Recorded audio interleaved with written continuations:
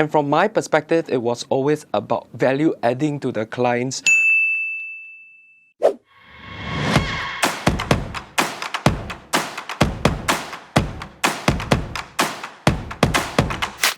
Good day everyone, welcome to yet another episode of our Win Together series. Today I'm very fortunate to have with me Harvey. Yes. Harvey Chia. Hello. Yes, Pegasus winner, ending the year with a bang as well. Yep. Interestingly for him, out of 12 months, he's a 6 months Pegasus winner, which means every 1 in 2 months, this guy will be a superstar that shines. Next year, please make it 12 times Pegasus Award. Okay, can. Yes, not next year, this year. Okay, got it. Yes. Yeah. Okay, so Harvey, you come to us as a very interesting figure because the kind of knowledge that you have in investment sales and things like that. Tell us a bit about your background because prior to this, I know you have a very, very colorful history basically. Okay, I firstly thanks Bruce for doing this section, and very happy to do this and to be an SRI. And okay, a little bit about my history. I actually started in this industry in the year 2007. I had joined Jones Lang LaSalle back then in the investment sales team, and in the old days we pretty much focused on the en bloc market. Big money. Yeah. It's definitely way more the market was way easier then, because there were less rules like ABSD and stuff like that. So I was pretty much involved in quite a number of en bloc attempts, of which some were successful and some were not. But what I gained from that though was all the knowledge towards how developers view property in Singapore, how they view pieces of land, and how they see how the landscape of the market will change. So it taught me a lot from the developer's perspective how to crystal ball the market. Okay. Much as we were packaging the sale of the land for developers to bid on it, but the truth is we were also understanding what they were out looking for. And in that regard, we prepped certain sites that they were interested in for them to purchase, and in a way we kind of shaped the landscape. So which was your biggest en bloc project that you worked on at one point in time? I would say the biggest project that we worked on that was successful was actually a commercial property known as Katong Mall last time. Now it became I-12. Right. And the biggest single plot that was sold without an en bloc was actually along Killarney Road, 145 Killarney Road, of which it was a family that sold to a developer. And I think the biggest that was the most interesting deal that I did was actually we were the first agency that was appointed in Singapore to help HDB sell a bare bones structure now known as Clementi Mall, and eventually was sold to SPH. Yes, and it was very interesting, and the different segments of the market that I dealt with allowed me to gain different kinds of knowledge, of which then translated throughout my career. I actually had gone on to City Private Bank to deal with high net worth families to advise them on their real estate portfolio. Okay. And quite a number of them were foreigners as well. And you can see that the conviction of the market, in fact, sometimes could be even higher than us local Singaporeans, because where they came from, their markets are not as transparent, not as easy to navigate. In fact, they find Singapore markets actually very strong, and they are almost willing to put a bulk of their portfolio in Singapore because they have seen the success, and it's a really stable, growing asset in their whole portfolio, of which there were other asset classes as well. Now this explains why whenever you sell these big properties, it's a piece of cake, because it's like, now it's so small, it's so easy, and you have dealt with the financial markets as well, and one of the things I really enjoyed is your talks. Yes. Where certain banks, if I'm not wrong, I can't remember which bank was it. Oh, okay. HSBC, I was actually their panel speaker for 2 years.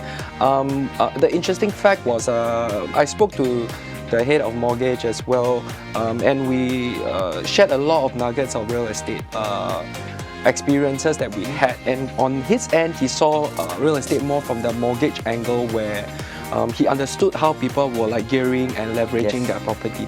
And from my perspective, it was always about value adding to the clients in an asset class that wasn't handled specifically in a bank. So as we all know, when we go to banks today, the only real estate exposure or conversation that they have is only the mortgage.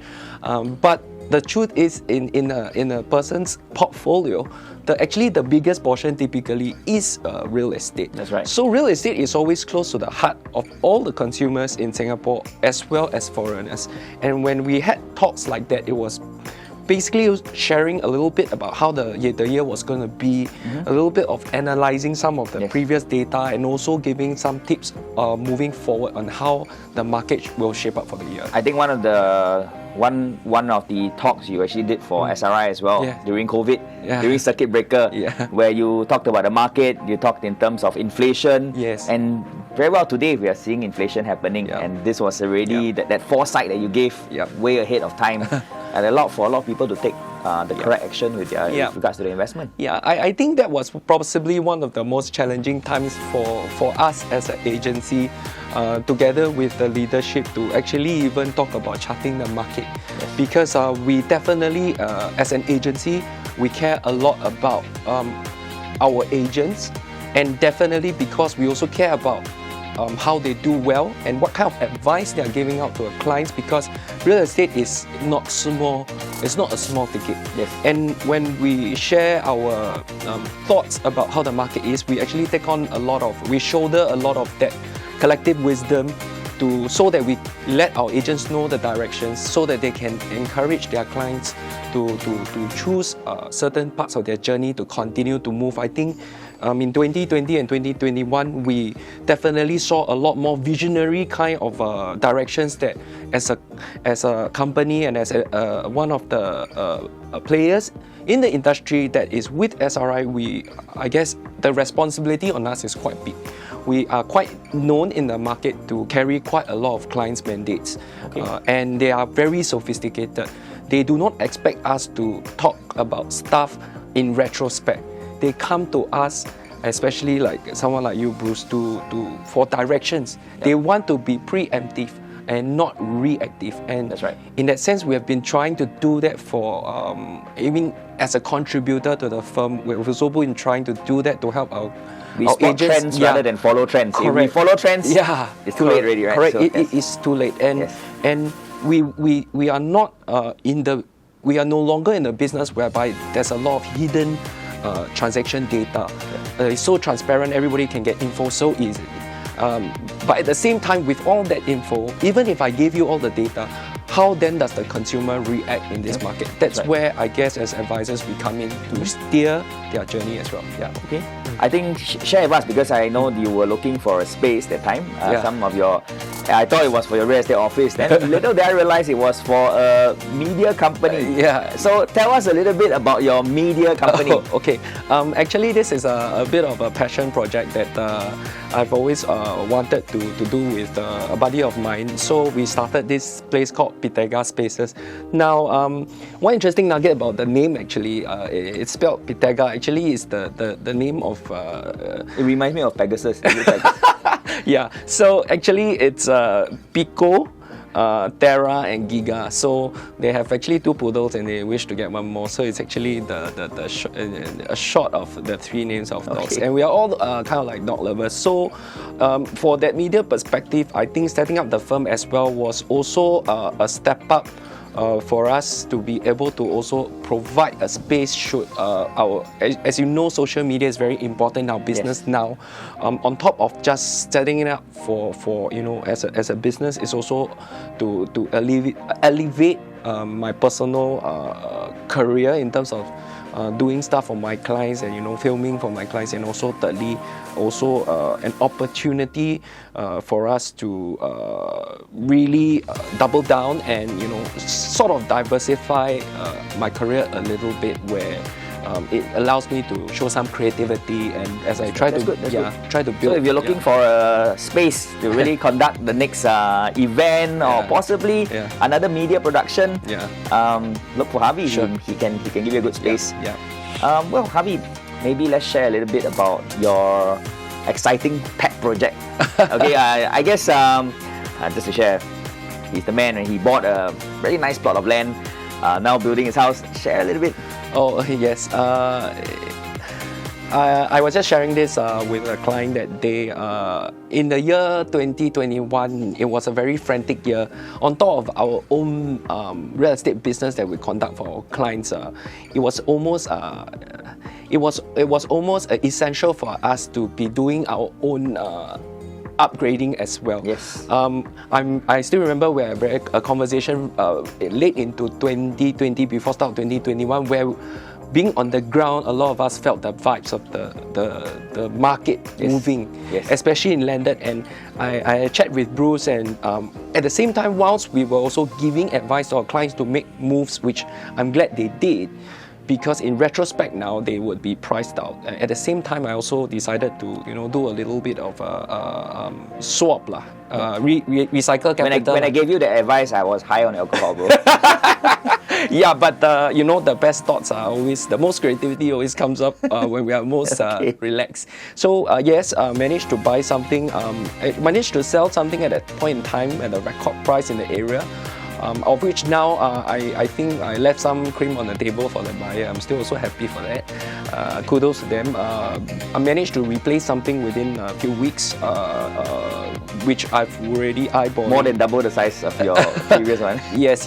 And I think I feel very blessed that we are able to use this experience that we have, this wisdom for our clients, as well as value creation for ourselves. And I've always given this advice to my team or fellow realtors in the industry that I know you're helping your guys as well, right? Some of them who wants to have that vision to really build their landed home, you're advising them as well. That's very nice. Yes, I think being able to use that wisdom for our clients and also for fellow realtors, it's as good as we need to be convicted in what we do. Yes. We love real estate, but at the same time, we need to put our money where our mouth is. And Bruce is also well known in the market to, you are a big investor yourself. Don't tell people that.